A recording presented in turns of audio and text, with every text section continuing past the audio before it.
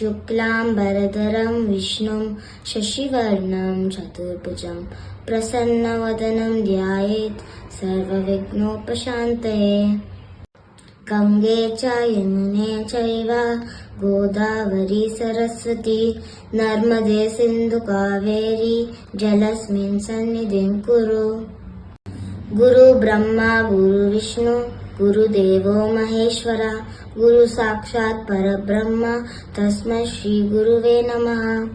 नमः सूर्याय शान्ताय सर्वरोगनिवारिणे आयुरारोग्यमैश्वर्यं देहि देवा जगत्पते। वक्रतुण्ड महाकाय सूर्यकोटि समप्रभ निर्विघ्नं कुरु मे देव सर्वकार्येषु सर्वदा।